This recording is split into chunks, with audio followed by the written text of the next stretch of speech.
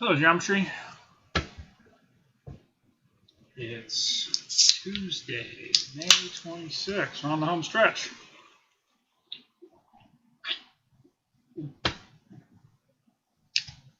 Though, certainly not a normal year.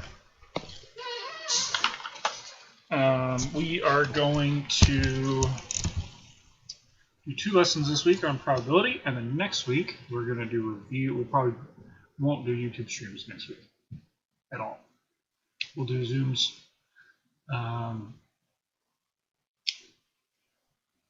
Just so that if there's late work or stuff that you need help with, we can do a Zoom and I can help you with it. So that's what we're going to do next week. I'll send a reminder. I'll send you invites. Because school's almost done. Oh, it feels done. Yeah, so we're in the middle of probability, which is one of my favorite chapters.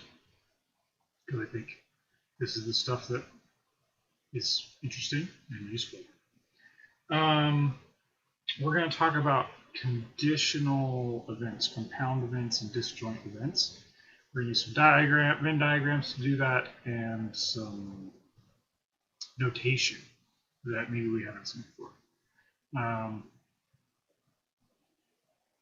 And then on Thursday, we will talk about permutation and combinations. And then that's it for the chapter. There's more stuff in this chapter where there's just not time. And so I'm doing the most important thing. So you notice we skipped like 12.3 if you're looking at the student journal headings. The student journal is in the Dropbox folder. Okay, so first thing we need to do is we're going to talk about, so let's go look at our student journal, which is this page. All right, so we have some vocab first, and then the notation there. Okay, so this is in the Dropbox folder under chapter 12. And compound events are 2 events that are related. Overlapping events means they have either choice could like the results could match each choice. So, for example, a number being even and prime has one number. It's 2. 2 is even and prime. And it's the only even prime number. So if we wanted a random number and it needed to be even and prime, only one choice, but random number that even or prime, there's that choice in both of those categories that's 2, and so we don't want to double count that option. Like numbers that are odd and prime, there's a lot of those. Most of them, actually. But if we wanted a random odd number and a random prime number, there's going to be some overlap. Like 11 and 13 are both prime and odd. And so we would need to, if we were counting all the random prime numbers and all the random odd numbers, we would double count some of those, and so we need to not do that. So we have some subtraction there. And then disjoint or mutually exclusive just means there's no overlap. They're going to have all the odd numbers and then 2. 2 is not odd. So stuff like that. Things that don't overlap. So the notation here is we have 2 events, and then the probability of A or B. So this thing happening or that thing, not and, not both things happening, one or the other.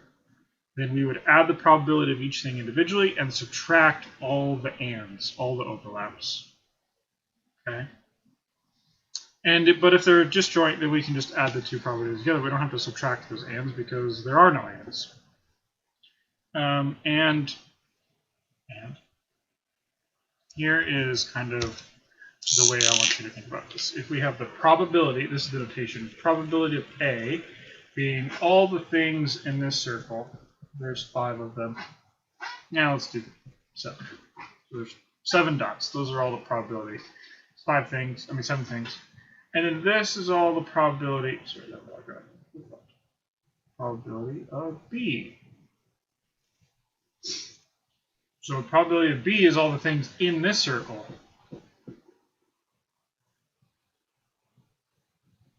Well, there's these two here. So the probability of A would be 5 or whatever. No, 7.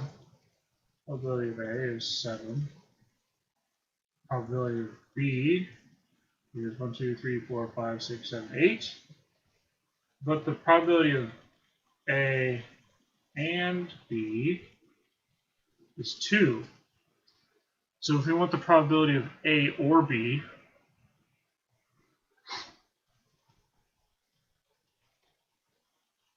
we would do 7 plus 8 minus 2.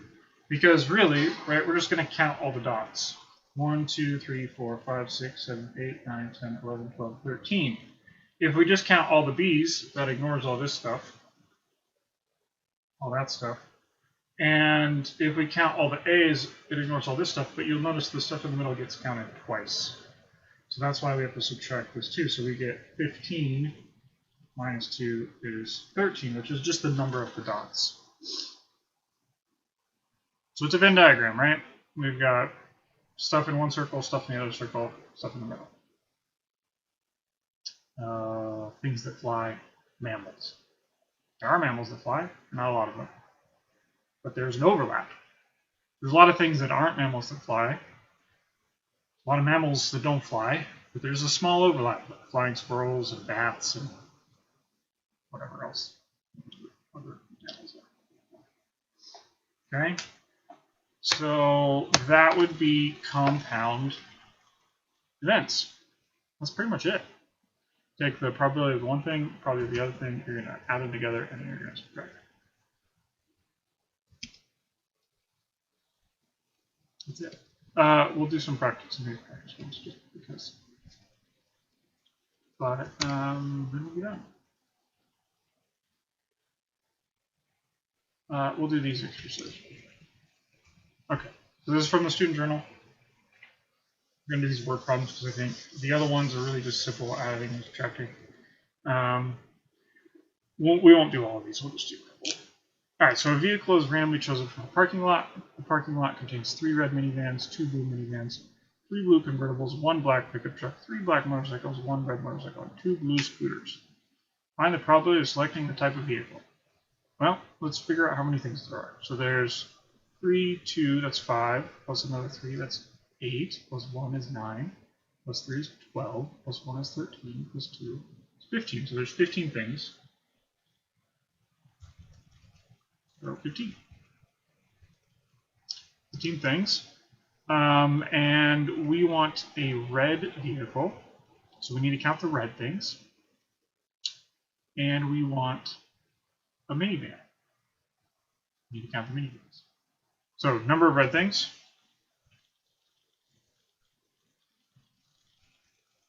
We're going to count the number of red things.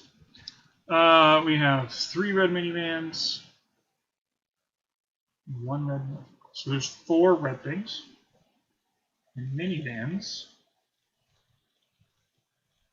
there are 3 red and 2 blues, so there's 5 minivans.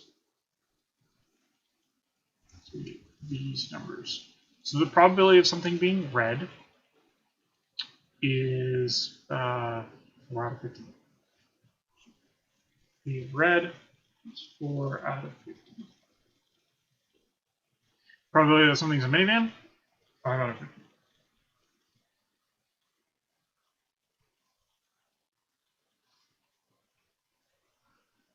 Okay. And then we want to know the or. So to do that, we need to see where do they overlap. Because if I just add those two together, that means that I have 9 things. But some of these red things are minivans. And so we don't want to double count those.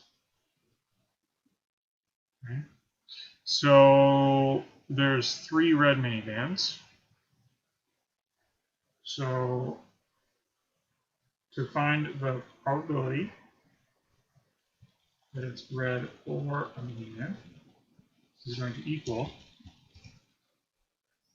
here's my or, is going to equal probability that it's red plus the probability that it's a minivan minus probability that it's both. So I'm running out. So both.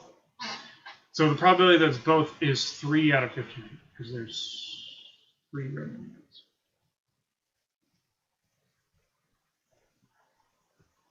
So we would do 4 out of 15 plus 5 out of 15 minus 3 out of 15. And this turns into 9 minus 3, so 6 out of 15. So that's the probability that it's red or a minivan. Now, you're going to get a red minivan maybe, right? But we just don't want to double count because that would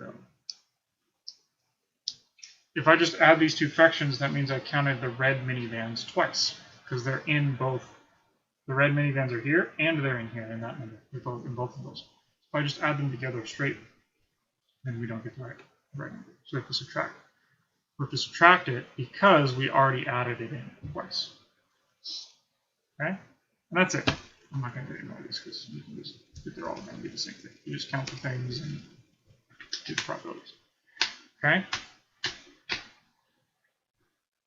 That's it. If they're disjoint, if there's no overlap, then you just subtract 0. And so it's okay. So thanks for hanging out with me for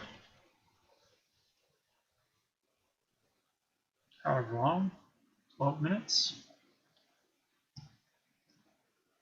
12 minutes.